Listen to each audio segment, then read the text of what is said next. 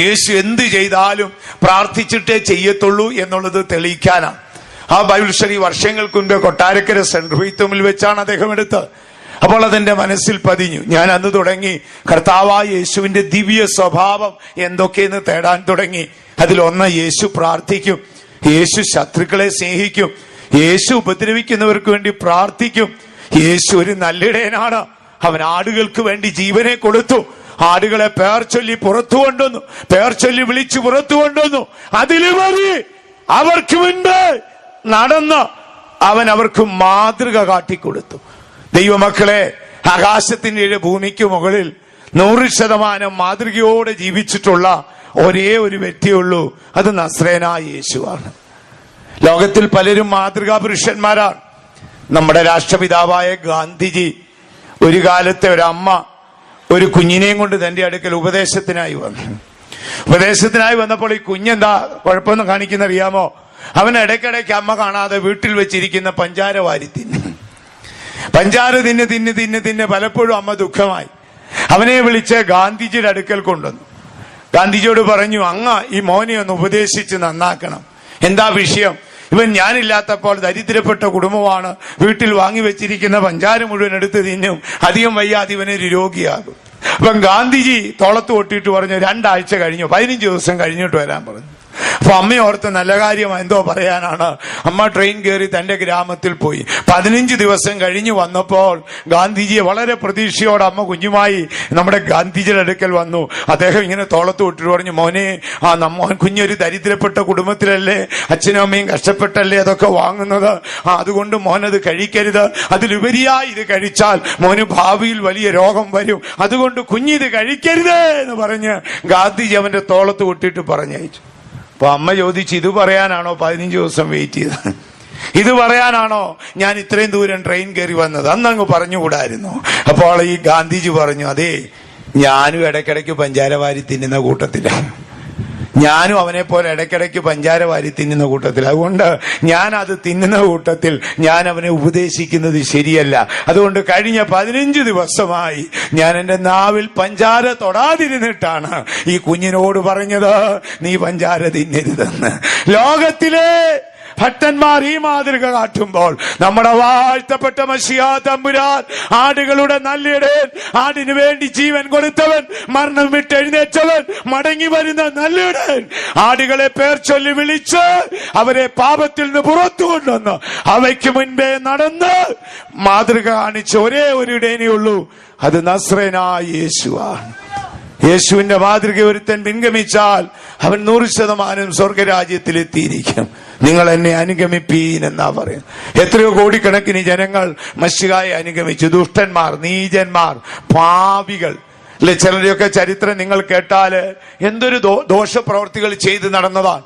മുൻപ് ഞാൻ പറഞ്ഞിട്ടില്ലേ, ലോക പ്രശസ്തമായൊരു ബൈബിളാണല്ലോ സ്കോഫീൽഡ് ബൈബിൾ. ക്രൈസ്തവർക്കിടയിലുള്ള ഒരു പ്രശസ്തമായ ബൈബിളാണ്.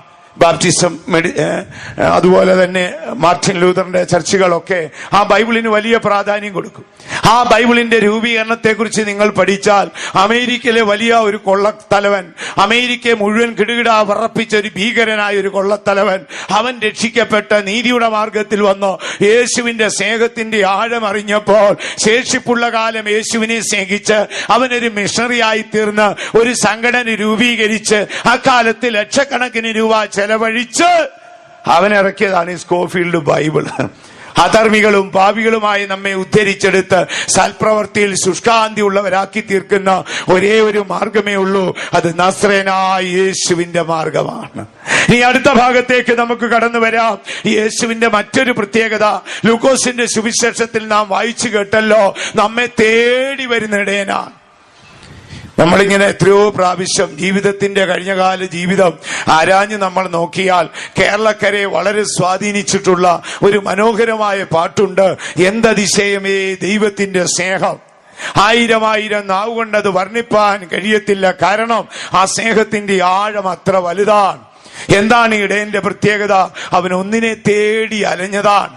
പ്രിയ ദൈവമക്കളെ, നമ്മുടെ വ്യക്തിപരമായ ജീവിതത്തിന്റെ ആഴമെന്ന് തേടി നോക്കിക്കാട്ട്. കഴിഞ്ഞകാല ജീവിതത്തില് കൂട്ടം വിട്ട് അലഞ്ഞു പോയപ്പോൾ, നീ എവിടെയാണെന്ന് എല്ലാവരും നിന്നെ മറന്നപ്പോൾ, എല്ലാവരും നിന്നെ ഉപേക്ഷിച്ചപ്പോൾ, സ്വന്തം പ്രാണനോട് വെറുപ്പ് തോന്നി നീ തന്നെ യേശുവിനെ വിട്ടോടി അകന്നപ്പോൾ, നിന്റെ അകൃത്യത്തിന്റെ ആഴം തേടാതെ, നിന്റെ പാകപ്പിഴകളെ എണ്ണിപ്പറയാതെ നിന്റെ അടുക്കൽ വന്ന് നിന്റെ അകൃത്യങ്ങളെ മറന്ന് നിന്നെ തോളിലെടുത്ത് വീണ്ടും മടക്കി ഇന്ന് രാത്രി പന്തലിൽ കൊണ്ടുവന്നത് ആരാണെന്ന് നിനക്കറിയാമോ? അത് നല്ലിടയനായ യേശുവാണ്. അതിൽ സന്തോഷമുള്ളവർ കരങ്ങൾ ഉയർത്തി ശക്തിയായിട്ട് ഒരു ഹല്ലേലൂയ പറഞ്ഞാട്ടെ.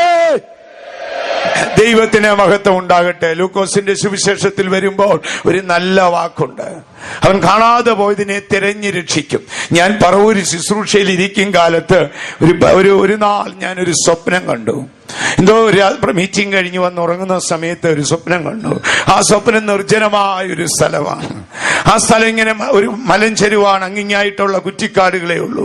2 കാൽപാദങ്ങൾ നടന്നു പോവുകയാണ്. 2 കാൽപാദങ്ങൾ മാത്രം, മുകളിലേക്കൊന്നും കാണുന്നില്ല. ഏകാന്തമായ സ്ഥലമാണ്. ആ 2 കാൽപാദങ്ങൾ ഇങ്ങനെ നടക്കുന്നു. മുൻപിൽ ഒരു വടിയുടെ തുമ്പ് ഭാഗം വന്നിങ്ങനെ കുത്തി പോകുന്നുണ്ട്. ഞാനിതൊരു അത്ഭുതപ്പെട്ട കാഴ്ചയായി കണ്ടു. മുകളിലേക്കുള്ള ഭാഗങ്ങളൊന്നും കാണുന്നില്ല. കാലിൽ ധരിച്ചിരിക്കുന്ന ചെരുപ്പുകൾ തോലുകൊണ്ടുണ്ടാക്കിയ പുരാതന കാലത്തെ ചെരുപ്പുകളാണ്. 2 കാൽ ഇങ്ങനെ നടക്കുന്നു. മുൻപിൽ ഒരു വടി ഇങ്ങനെ കുത്തിപ്പോകുന്ന കാണാം. മുകളിലേക്കുള്ള ഭാഗം കാണാനില്ല. ഓരോ പാറക്കെട്ടുകളിലും ഓരോ മുൾപ്പടർപ്പുകളിലും ഓരോ ഗർത്തങ്ങളിലും ഈ കാൽപാദം നടന്നു ചെല്ലുന്നത് ഞാൻ കണ്ടു. എന്താണ് ഇതിന്റെ ആഴമെന്നൊന്നും മനസ്സിലായില്ല. ഞാനതിങ്ങനെ ശ്രദ്ധിച്ചോണ്ടേയിരുന്നു. കുറെ കഴിഞ്ഞപ്പോൾ എനിക്ക് മനസ്സിലായി, ഇതൊരു ഇടയന്റെ കാൽപാദമാണ്. താൻ കുത്തുന്ന വടി ഇടയന്റെ വടിയാണ്. എന്താണ് അതിന്റെ രഹസ്യമെന്ന് അറിഞ്ഞുകൂടാ. പെട്ടെന്ന് ഞാനൊരു ശബ്ദം കേട്ടു. കാണാതെ പോയതിനെ തിരഞ്ഞു രക്ഷിപ്പാൻ ഭൂമിയിൽ വന്നത് ഞാനാണ്. അത് നമ്മുടെ വലിയ ഇടയനായ യേശുവാണ്. പ്രിയ ദൈവ വൈതലേ, കഴിഞ്ഞ നാളുകളിൽ കൂട്ടം വിട്ട് നീ അലഞ്ഞ് തിരിഞ്ഞ് ഏകാന്തതയിലായപ്പോൾ, പാതാള വാതിലോളം താണപ്പോൾ, മരണവാശം ചുറ്റിയപ്പോൾ, എല്ലാവരും നിന്നെ മറന്നപ്പോൾ, നിന്റെ അടുക്കൽ വന്ന് നിന്റെ അവസ്ഥകളെ അറിഞ്ഞ് നിന്നെ മാർവോടണച്ച് നിന്നെ തോളിലേറ്റി ഈ രാത്രിയിൽ ദൈവസന്നിധിയിൽ കൊണ്ടുവന്നത് നല്ലിടയനായ യേശുവാണ്. അത് വിശ്വസിക്കുന്നവർ കരങ്ങൾ ഉയർത്തി ശക്തിയായിട്ട് ഒരു ഹല്ലേലൂയ പറഞ്ഞാട്ടെ. ദൈവത്തിന് മഹത്വം ഉണ്ടാകട്ടെ. ചിലപ്പോൾ യേശുവിന്റെ സാന്നിധ്യമായിരിക്കാം, ഇല്ലെങ്കിൽ യേശുവിന്റെ സാന്നിധ്യത്താൽ വിശുദ്ധന്മാരുടെ വായിൽ നിന്ന് വരുന്ന ആ വിലപ്പെട്ട വാക്കുകളായിരിക്കാം. ഞാനൊരിക്കലൊരു സ്ഥലത്തിരിക്കുമ്പോൾ ഒരു മനുഷ്യൻ വർഷങ്ങൾക്ക് മുൻപ് ലാറ്റിൻ കത്തോലിക്ക വിട്ട് നമ്മുടെ മാർഗത്തിൽ വന്ന് ഒരുപാട് ദുരിതപ്പെട്ട മനുഷ്യനാണ്. താൻ അനുഭവിച്ച ദുരിതവും കഷ്ടമൊക്കെ കേട്ടാൽ ഭയങ്കരമാണ്. പിൽക്കാലത്ത് താൻ ഒരു നാവികനായി മാറി, ഒരു കപ്പൽ ക്യാപ്റ്റനായി മാറി, പ്രശസ്തനായി മാറി. പിന്നീട് തന്റെ വഴികളൊക്കെ ദൈവത്തെ വിട്ടുള്ള യാത്രയായിരുന്നു. ചില നാളുകൾക്ക് ശേഷം താനങ്ങ് ഹൃദയം കൊണ്ടൊക്കെ അങ്ങ് അകന്നുപോയി. അങ്ങനെ ഇരിക്കുകയാണ്. വളരെ വളരെ പിന്നിലേക്ക് പോയി. ഒരു നാൾ താൻ നമ്മുടെ ഹിത്തോമിൽ വരികയാണ്. ഞാനപ്പം തന്നെ കുറിച്ച് ഇങ്ങനെയൊക്കെ കേട്ടിരുന്നു. നമുക്കൊരിക്കലും ഉൾക്കൊള്ളാൻ കഴിയാത്തവണ്ണമുള്ളതൊക്കെയാണ് തന്റെ സഹപാഠികൾ എന്നറിഞ്ഞപ്പോഴേ എല്ലാവരും ഒഴിഞ്ഞു മാറി. ഞാൻ റൂമിൽ നിന്ന് ഇറങ്ങി വരുമ്പോൾ ഇദ്ദേഹം വരികയാണ്. ഞാൻ ദൂരത്ത് നിന്ന് സ്നേഹിതൻ എന്ന വണ്ണം ക്യാപ്റ്റൻ എന്ന് വിളിച്ചു. ക്യാപ്റ്റൻ, സുഖമായിരിക്കുന്നു? സുഖമായിരിക്കുന്നു. ദൈവത്തിന്റെ ദയ നിന്നെ വിട്ടു പോയിട്ടില്ല. കാണാതെ പോയതിനെ തിരഞ്ഞു രക്ഷിക്കുന്ന ഇടയൻ നിന്നോടൊപ്പം ഉണ്ട് എന്ന് പറഞ്ഞു. എന്നെ ഉറുമ്പടക്കം കയറി പിടിച്ചു. വാവിട്ട് കരഞ്ഞു. 5 നിമിഷം വെയ്ത്തോ മിറ്റത്ത് നിന്ന് ചോടിപ്പോയി. ഞാനോർത്ത് എന്തിനാണ് പോകുന്നത്?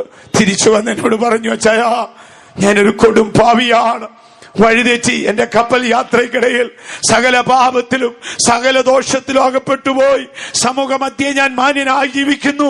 എങ്കിലും ദൈവത്തിന്റെ നീതി എന്നെ വിട്ടുപോകാതെ നല്ലിടയൻ എന്നെ സ്നേഹിക്കുന്നുവോ? ദൈവമക്കളെ, അത് തന്റെ ജീവിതത്തിന്റെ ഒരു ടേണിംഗ് പോയിന്റ് ആയിരുന്നു. പാപത്തിന്റെ വഴികളെ വിട്ട് താൻ നീതിയുടെ മാർഗത്തിൽ വന്നു. ഇന്ന് താൻ സകല വിശുദ്ധന്മാരെയും മുൻപാകെ മാതൃകയും നീതിയുള്ളവനായി ജീവിക്കുന്നു. നമുക്കൊരു നല്ല ഇടയനുണ്ട്. വഴുതിപ്പോയ നാളുകളിൽ, പാപക്കെട്ടുകളിൽ അകപ്പെട്ട നാളുകളിൽ, വലിയ ഗർത്തങ്ങളിൽ അകപ്പെട്ട നാളുകളിൽ, എല്ലാവരും നിന്നെ തള്ളിക്കളഞ്ഞ നാളുകളിൽ, പാതാള വാതിലോളം താണ നാളുകളിൽ നിന്റെ അടുക്കൽ വന്ന് നിന്നെ തോളിലേറ്റി നിന്റെ പാപം ക്ഷമിച്ച് നിന്നെ മടക്കി വരുത്തിയത് നല്ലിടയനായ യേശുവാണ്. അതിൽ സന്തോഷമുള്ളവർ കരങ്ങൾ ഉയർത്തി ശക്തിയായിട്ട് ഒരു ഹല്ലേലൂയ പറഞ്ഞാട്ടെ. ദൈവത്തിന് മഹത്വം ഉണ്ടാകട്ടെ. ഇടയൻ ഇന്നും ജീവിക്കുന്നു ദൈവമക്കളെ. നമ്മുടെ താഴ്മയിലും നമ്മുടെ താഴ്ചയിലും ദുരിതത്തിലും ഒക്കെ നമ്മുടെ അടുക്കൽ വരും. ഇനിയും തിരുവഴുത്തിലേക്ക് നമുക്ക് കടന്നു വരാം. യെശയ്യാ പ്രവാചകൻ ഈ ഇടയനെ കണ്ടിട്ട് പറയുകയാണ്. ഇടയൻ ഒന്ന് വായിച്ചാട്ടെ, യെശയ്യാ പ്രവചനം 40:11. ഒരു ഇടയനെ പോലെ അവൻ തന്റെ ആട്ടിൻകൂട്ടത്തെ മേയ്ക്കുകയും കുഞ്ഞാടുകളെ ഭുജത്തിലെടുത്ത് മാർവിടത്തിൽ ചേർത്ത് വഹിക്കുകയും കുഞ്ഞാടുകളെ ഭുജത്തിലെടുത്ത് മാർവിടത്തിൽ അണയ്ക്കുകയും തള്ളകളെ പതുക്കെ നടത്തുകയും ചെയ്യും. തള്ളകളെ ഒരു നല്ല ഇടയന്റെ മനോഭാവമാണ് വരച്ചിരിക്കുന്നത്. തള്ളയാടുകളെ അതിവേഗം ഓടിച്ചാൽ പെട്ടെന്ന് അവ അണച്ച് ക്ഷീണിതയായി വഴിയാത്രയിൽ അത് ചത്തു വീഴുമെന്ന് അറിഞ്ഞിട്ട് ഇടയൻ അതിനെ പതുക്കെ നടത്തുന്നു. പലപ്പോഴും ഇടയന്റെ നിയന്ത്രണത്തിൽ കീഴടങ്ങി നിൽപ്പാൻ കഴിയാതെ ഇങ്ങനെ തുള്ളിച്ചാടി ദൈവം വെച്ചിരിക്കുന്ന പ്രമാണങ്ങളെ ലംഘിക്കുമെന്ന് കണ്ടിട്ട് കുഞ്ഞാടുകളെ തോളിലെടുക്കുന്നു. പ്രിയ ദൈവ പൈതലേ, നമ്മളെ ആകമാനം അറിയുന്ന ഒരാളെ ഉള്ളൂ, അത് നസ്രയനായ യേശുവാണ്. യേശുവിന് നമ്മെ ഓളാനുള്ള എല്ലാം അറിയാം. നമ്മളെ എങ്ങനെ നടത്തണം, എപ്പോൾ നമ്മെ തോളിലെടുക്കണം, എപ്പോൾ നമ്മുടെ അടുക്കൽ വരണം, എപ്പോൾ നമ്മളെ ആശ്വസിപ്പിക്കണം, ലോകത്തിലാർക്കും അറിഞ്ഞുകൂടാ സഹോദരങ്ങളെ, ലോകത്തിലാർക്കും അറിഞ്ഞുകൂടാ.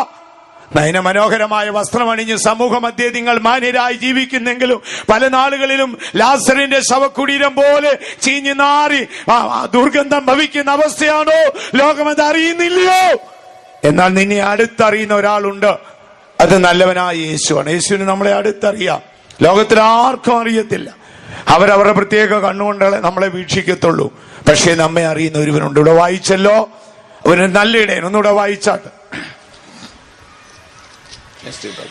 ഒരു ഇടയനെ പോലെ അവൻ തന്റെ ആട്ടിൻകൂട്ടത്തെ മേയ്ക്കും. ഒരു ഇടയനെ പോലെ അവൻ തന്റെ ആട്ടിൻകൂട്ടത്തെ മേയ്ക്കും. അടുത്തത്, കുഞ്ഞാടുകളെ ഭുജത്തിലെടുത്ത് മാർവിടത്തിൽ കുഞ്ഞാടുകളെ ഭുജത്തിലെടുത്ത് മാർവിടത്തിൽ അണച്ച് തള്ളകളെ പതുക്കെ നടത്തി. ഈ പുതിയ നിയമ ശുശ്രൂഷയിലും ഈ ഇടയന്റെ ശുശ്രൂഷയുണ്ട് ദൈവമക്കളെ.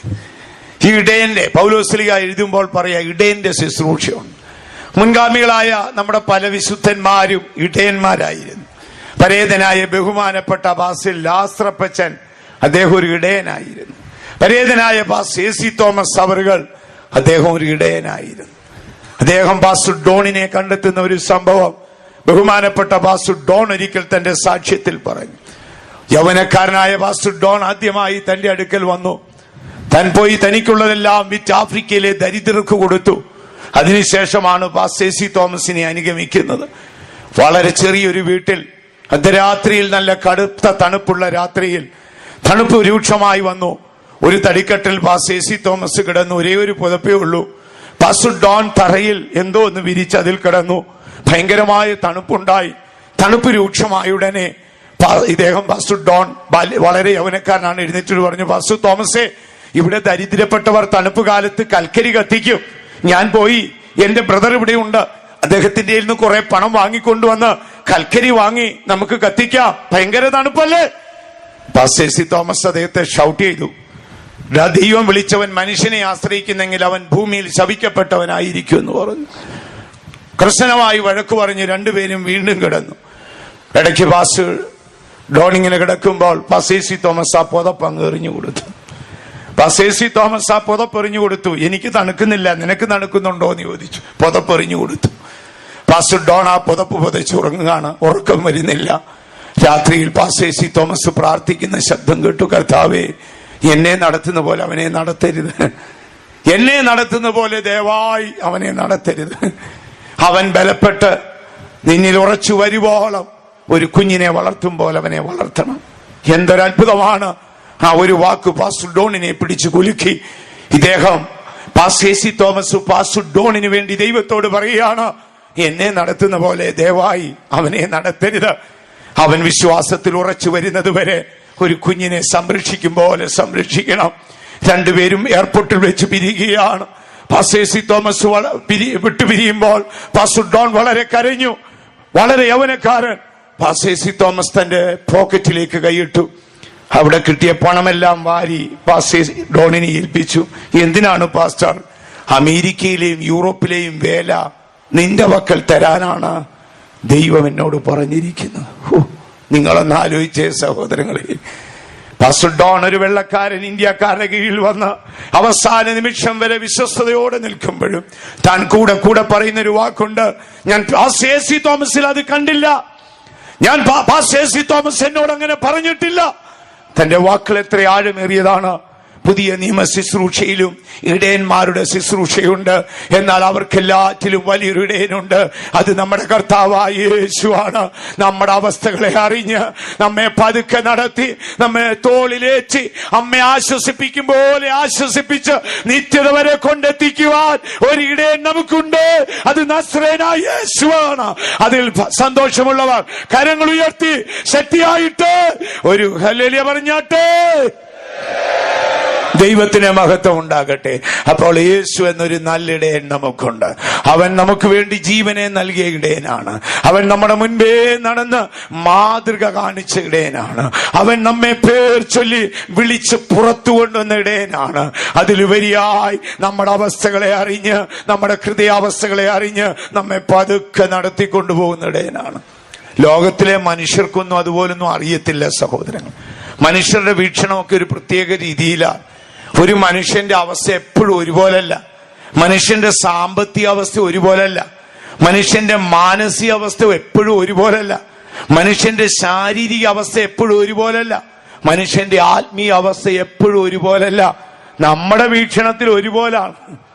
നമ്മുടെ വീക്ഷണത്തിൽ വർഷങ്ങൾക്ക് മുൻപ് തിരുവനന്തപുരം സെൻട്രൽ യൂണിവേഴ്സിറ്റി പോയപ്പോൾ ഞാനവിടെ നമ്മുടെ ഒരു വിശ്വാസി ഒരു സ്നേഹിതനുണ്ട്, അദ്ദേഹത്തിന്റെ വീട്ടിൽ പോയി. ഞാൻ രാവിലെ ചെല്ലുമ്പോൾ തന്നെ അദ്ദേഹം നല്ല ആത്മീയനാണ്, നല്ല ആത്മീയൻ, ദൈവഭക്തനായ ആളാണ്. രാവിലെ ഞാൻ ചെല്ലുമ്പോഴേ തന്റെ ഒരു മോനേ ഉള്ളൂ, അവനോട് എന്തോത്തിനോ കാര്യത്തിന് കോപിച്ചുകൊണ്ടിരിക്കുക. അദ്ദേഹം ഇങ്ങനെ കോപിച്ച് രൂക്ഷപ്പെട്ടതാണ് ഞാൻ കണ്ടത്. ഞാൻ അന്ന് രാത്രിയിൽ അദ്ദേഹത്തോടൊപ്പം താമസിക്കണം എന്നുള്ള ആഗ്രഹത്തോടൊക്കെയാണ് ഞാൻ പോയത്. വർഷങ്ങളായി പരിചയമുള്ളതാണ്. പിന്നെ വൈകിട്ടും ഏതോ കാര്യം പറഞ്ഞപ്പോൾ താൻ തന്റെ മോനോട് ഒരു കരുണയില്ലാതെ കോപിക്കുന്നതാണ്. അപ്പോൾ എനിക്ക് അദ്ദേഹത്തോട് ആ ഉള്ളിലുണ്ടായിരുന്ന ബഹുമാനവും ആദരവും ഒക്കെ പോയി. ഞാൻ മീറ്റിംഗ് കഴിഞ്ഞ് ഞാൻ തിരിച്ചിഞ്ഞ് പോരുകയായിരുന്നു.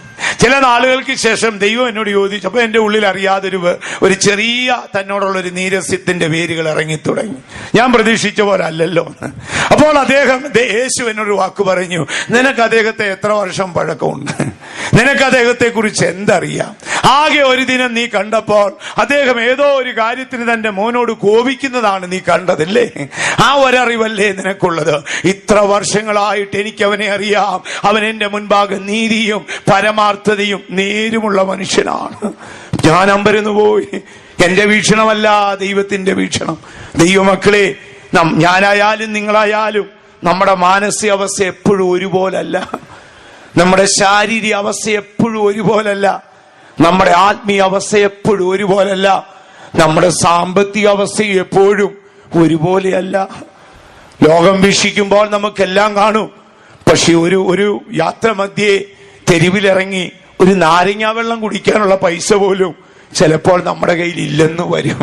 ലോകത്തിന് ഇത് അറിയത്തില്ല. ലോകത്തിന് നമ്മുടെ മാനസികാവസ്ഥ അറിഞ്ഞുകൂടാ. ലോകത്തിന് നമ്മുടെ ശാരീരിക അവസ്ഥയൊന്നും അറിഞ്ഞുകൂടാ. നമുക്ക് എപ്പോഴും എല്ലായ്പ്പോഴും ഒരുപോലൊന്നും ശാരീരിക ബലം കാണത്തില്ല. ചിലപ്പോൾ നമ്മൾ വളരെ ബലഹീനരായിരിക്കും. ഒന്ന് എഴുന്നേറ്റ് നിൽപ്പാനുള്ള ശേഷി കാണത്തില്ല. അല്ലെങ്കിൽ സാമ്പത്തികം ഒരുപോലെ ആയിരിക്കത്തില്ല. ചിലപ്പോൾ നമ്മുടെ മാനസികാവസ്ഥ ഒരുപോലെ ആയിരിക്കത്തില്ല. പല കാര്യങ്ങളിലും പരാജയപ്പെട്ട മാനസികാവസ്ഥയായിരിക്കാം. ബലഹീനപ്പെട്ട ശാരീരിക അവസ്ഥയായിരിക്കാം. നമ്മുടെ ആത്മീയ അവസ്ഥയൊന്നും ഒരുപോലല്ല. നമ്മളാരും കമ്പ്യൂട്ടറൊന്നുമല്ല. ചിലര് ചിന്തിച്ചു വെച്ചിരിക്കുന്ന അങ്ങനെ പ്രാർത്ഥിക്കുമ്പം കണ്ടിന്യൂസ് ഒരുപോലെ പ്രാർത്ഥിക്കുക, ഒരുപോലെ ആത്മീയത സൂക്ഷിക്കുക. ഇതൊന്നും സാധ്യമല്ല സഹോദരങ്ങളെ. എന്നാൽ ഏതവസ്ഥയിലും, നിന്റെ പരാജയപ്പെട്ട മാനസിക അവസ്ഥയിലും, നിന്റെ ബലഹീനപ്പെട്ട ശാരീരിക അവസ്ഥയിലും, നിന്റെ ദാരിദ്ര്യപ്പെട്ട സാമ്പത്തിക അവസ്ഥയിലും, പ്രാർത്ഥിക്കാൻ കഴിയാത്ത നിന്റെ തകർച്ചയുടെ നാളിലും നിന്റെ അവസ്ഥയെ അറിഞ്ഞ് നിന്റെ അടുക്കൽ വന്ന് നിന്നെ തോളിലെടുത്ത് അമ്മയെ ആശ്വസിപ്പിക്കും പോലെ ആശ്വസിപ്പിക്കുന്ന ഒരുവനുണ്ട്. അത് നസ്രേനായ യേശു എന്ന നല്ല ഇടയനാണ്. കഴിഞ്ഞ കാല ജീവിതത്തിൽ അത് അനുഭവിച്ചറിഞ്ഞിട്ടുള്ളവർ കരങ്ങൾ ഉയർത്തി ശക്തിയായിട്ട് ഒരു ഹല്ലേലൂയ പറഞ്ഞോട്ടെ. നമുക്ക് ധൈര്യമായി പറയാം, ദൈവമക്കളെ, ബലഹീനപ്പെടുന്ന നാളുകളിൽ നമ്മുടെ അടുക്കൽ വന്ന് നമ്മളെ ബലപ്പെടുത്തി സംരക്ഷിക്കുന്ന ഒരു ഇടയനുണ്ട്. നമ്മുടെ ഇടയ ശ്രേഷ്ഠനായവനാണ്. വീണ്ടും നമുക്ക് തിരുവെഴുത്തിന്റെ ആഴങ്ങളിലേക്ക് പോകാം. ഈ ഇടയൻ നമ്മോടുകൂടെ എപ്പോഴും ഉണ്ട്. അവസാന ഇടയനെ നിങ്ങൾ കണ്ടെത്തുന്ന എവിടെയാണെന്നറിയാമോ? മരണത്താഴ്വരയിലാണ്. 23-ാം സങ്കീർത്തനത്തിന്റെ 4-ാം വാക്യത്തിൽ വരുമ്പോൾ ദാവീദ് പറയുന്നു, കൂരിരുൾ താഴ്വരയിൽ കൂടെ പോയാലും ഞാൻ ഒരനർത്ഥവും ഭയപ്പെടത്തില്ല, നീ എന്നോടുകൂടെ ഇരിക്കുന്നു. എത്ര ശ്രേഷ്ഠനായ ഇടയനാണ്! മരണത്തിന്റെ താഴ്വരയിൽ ഒരു മനുഷ്യൻ യാത്ര ചെയ്യുമ്പോൾ ഭൂതലത്തിൽ ആരും നിങ്ങളുടെ കൂടെ ഉണ്ടായിരിക്കത്തില്ല. നന്നായിട്ട് അറിഞ്ഞാട്ട് സഹോദരങ്ങളെ, ഒരു ദിവസം കർത്താവിന്റെ വരവിന് താമസമെങ്കിൽ ഞാനും നിങ്ങളും ഈ മരണത്താഴ്വരയിൽ കൂടെ പോകേണ്ടി വരും. ഒരൊറ്റ കുഞ്ഞുങ്ങൾ നമ്മുടെ കൂടെ കാണത്തില്ല. നാം സ്നേഹിക്കുന്ന നമ്മുടെ കുഞ്ഞുങ്ങളോ മാതാപിതാക്കന്മാരോ സ്നേഹിതരോ നമ്മുടെ സമ്പാദ്യമോ നമ്മുടെ ശുശ്രൂഷകരോ ആരും നമ്മുടെ കൂടെ കാണത്തില്ല. കാണുമോ? കാണത്തില്ല സഹോദരങ്ങളെ. മരണത്താഴ്വരയിൽ കൂടെ വരുന്ന ഒരേ ഒരാളുള്ളൂ, അത് നല്ലിടയനായ യേശുവാണ്. ആകാശത്തിന്റെ കീഴെ ഭൂമിക്ക് മുകളിൽ മാനവരാശിയെ നിനക്ക് വേണ്ടി ജീവൻ നൽകി നിന്നെ രക്ഷിച്ച് നിന്നെ മുൻപിൽ മാതൃകയോടെ നടന്ന് നിന്നെ മാർവിൽ അണച്ച് നീ വഴിതെറ്റിയപ്പോൾ നിന്നെ മടക്കി കൂട്ടത്തിൽ കൊണ്ടുവന്ന് നിന്നോടൊപ്പം സന്തോഷിച്ചൊരിടയനില്ലേ?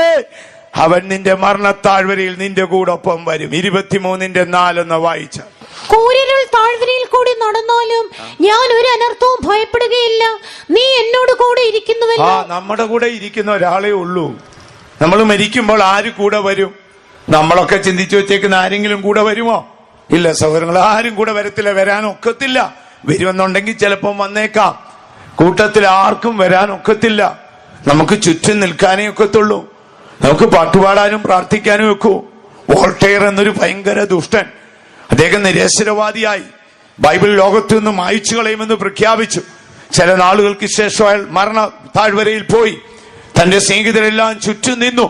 അദ്ദേഹം അലറി വിളിച്ചു, ഇതാ ഇരുളിന്റെ കവാടം തുറക്കുന്നേ, ഇരുളിന്റെ കവാടം തുറക്കുന്നേ, അയ്യോ ഞാൻ ഏകനായി പോകുന്നേ എന്ന് പറഞ്ഞാണ് വോൾട്ടയർ എന്ന ദുഷ്ടൻ മരിച്ചത്. ഇംഗ്ലണ്ട് പട്ടണത്തിൽ ചെരുപ്പൂത്തിയായി നടന്ന D.L. മൂഡി എന്ന് പറയുന്ന ഒരു ദരിദ്രൻ ഉണ്ടായിരുന്നു. അദ്ദേഹത്തിന്റെ മരണനാൾ അടുത്തപ്പോൾ തന്റെ സ്നേഹിതരും ചാർച്ചക്കാരും എല്ലാം നിന്ന് പ്രാർത്ഥിച്ചുകൊണ്ടിരുന്നു. ഏതോ ഒരു പാട്ടുപാടി ഉടനെ ക്ഷണത്തിൽ പുള്ളി കൈ കൊണ്ട് കാണിച്ചു, സ്റ്റോപ്പ് എന്ന് പറഞ്ഞു.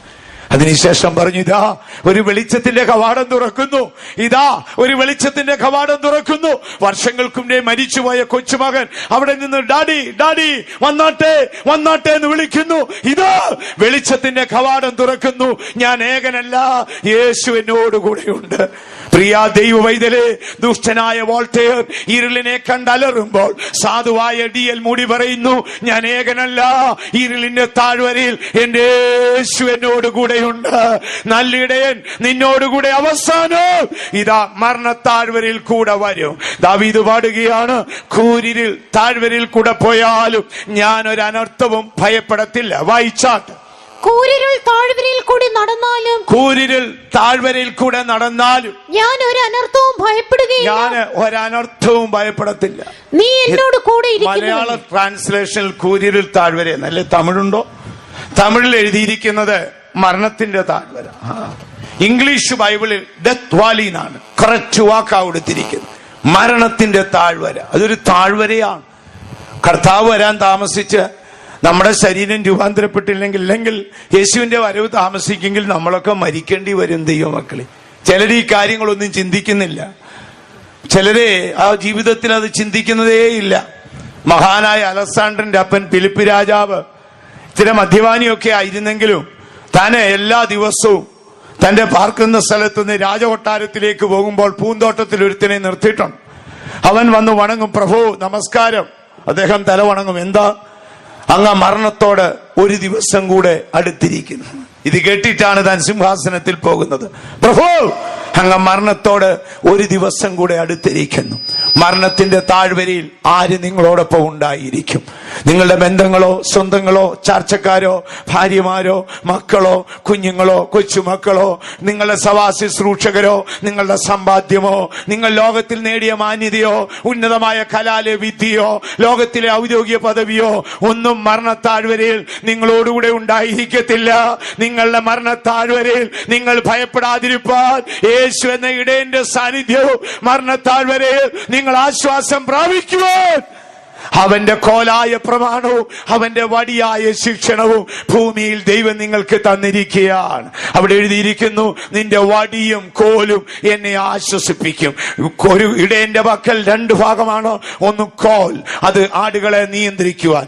2 വടി, വഴി തെറ്റുന്നവയെ ശിക്ഷിക്കുവാൻ. പ്രിയ ദൈവ പൈതലേ, നല്ല ഇടയൻ നിന്നോടൊപ്പം നടന്ന് അവന്റെ സ്നേഹത്തിന്റെ കോലുകൊണ്ട് നിന്നെ നിയന്ത്രിച്ച് അവന്റെ കരുണയുടെ കരത്താൽ ആ വടിയാൽ നിന്നെ ശിക്ഷിച്ചെങ്കിൽ നീ മരണത്താഴ്വരയിൽ പോകുമ്പോൾ നിന്റെ ആത്മാവ് ആശ്വാസം കണ്ടെത്തും. യേശു ഒരു നല്ല ഇടയനാണ്. അവൻ നമുക്ക് ജീവനെ തന്നിടയനാണ്. അവൻ നമ്മെ പേർ ചൊല്ലി വിളിക്കും. നമ്മുടെ പേരുകളൊക്കെ ഇടയൻ അറിയാമോ എന്ന് ചോദിക്കും. എന്റെ നാട് കുട്ടനാട് പ്രദേശത്താണ്. അവിടെ സാധാരണയായി ഇക്കാലത്തൊക്കെ ഇപ്പോൾ വയല് ഉഴുതുമറിക്കാനുള്ള ട്രാക്ടർ സൗകര്യങ്ങളൊക്കെ ഉണ്ട്. അന്നിങ്ങനെ കന്നിനെ കെട്ടി ഉഴുതുകയാണ്. എന്റെ അയൽവാസിയായ ഒരു മനുഷ്യനുണ്ട്, ദരിദ്രനായ ഒരു മനുഷ്യനാണ്. താനിങ്ങനെ മാടിനെ വളർത്തി, കന്നിനെ വളർത്തി, അതുകൊണ്ട് ഇങ്ങനെ ജീവിച്ചു പോകുന്ന ആളാണ്.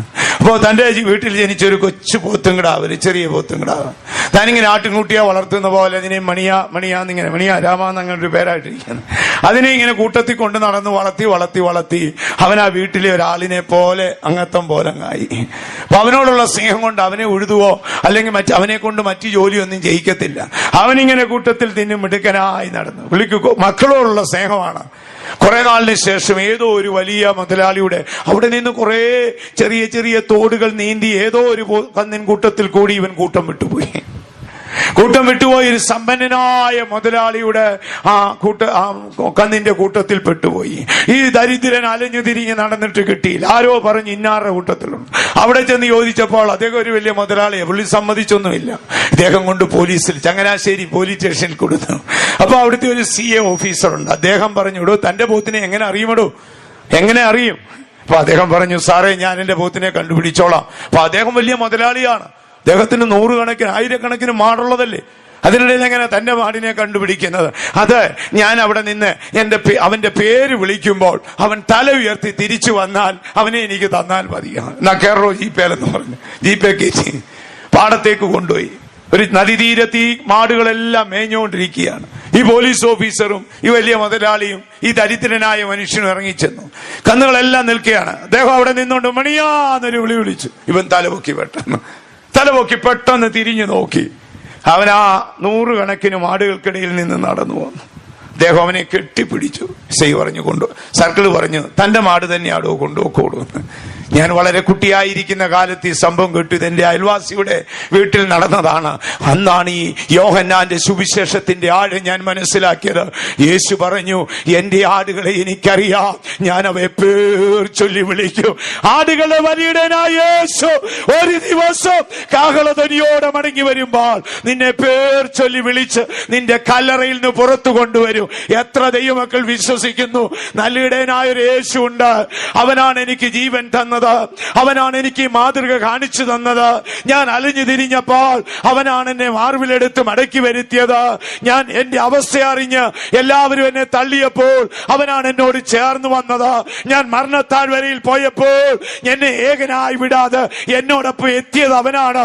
അതിലുപരി അവൻ ഒരു ദിവസം കാഹളധ്വനിയോടെ വരും. ഞാൻ മരിച്ച 1000 വർഷം കഴിഞ്ഞാലും, ഞാൻ മരിച്ച് 10,000 വർഷം കഴിഞ്ഞാലും, എന്റെ അസ്ഥിയും മാംസവും പൊടിഞ്ഞ് മണ്ണിൽ ചേർന്നാലും എന്റെ പേർ ജീവന്റെ പുസ്തകത്തിലുള്ളത് കൊണ്ട് എന്റെ ഇടയൻ കാഹളധ്വനിയോടെ വരുമ്പോൾ എന്റെ പേർ ചൊല്ലി വിളിച്ച് അവൻ എന്നെ ശവക്കല്ലറയ്ക്ക് പുറത്തു കൊണ്ടുവന്ന് എന്റെ പിതാവിന്റെ രാജ്യത്തിൽ നല്ല സ്വർഗരാജ്യം തരുവാൻ പിതാവ് സന്തോഷിച്ച ആട്ടിൻകൂട്ടത്തിൽ എന്നെ കൊണ്ടുപോയി എത്തിക്കുമെന്ന് വിശ്വസിക്കുന്നവർ കരങ്ങൾ ഉയർത്തി ശക്തിയായിട്ട് ഒരു ഹല്ലേലൂയ പറഞ്ഞോട്ടെ. ദൈവത്തിന് മഹത്വം ഉണ്ടാകട്ടെ. ഒരു നല്ല ഇടയനായ യേശു നമുക്കുണ്ട്. നമ്മുടെ സമയം അവസാനിക്കുന്നു. നമുക്ക് നമ്മുടെ കണ്ണുകളെ അടയ്ക്കാം. എല്ലാവരും ഒരു നിമിഷം മുഴങ്കാൽ മേലിരുന്നാട്ട് പരിശുദ്ധാത്മാവിന്റെ സാന്നിധ്യം നമ്മുടെ മധ്യേ ശക്തിയായി ആവരിക്കട്ടെ. ഒരല്പസമയം നമുക്ക് ദൈവവചനം ശക്തിയോടെ ഏറ്റു പറഞ്ഞുകൊണ്ടേയിരിക്കണം. ദയവായി ദൈവ സാന്നിധ്യം നഷ്ടപ്പെടുന്ന ഒന്നും നമുക്കിടയിൽ ഉണ്ടാകരുത്.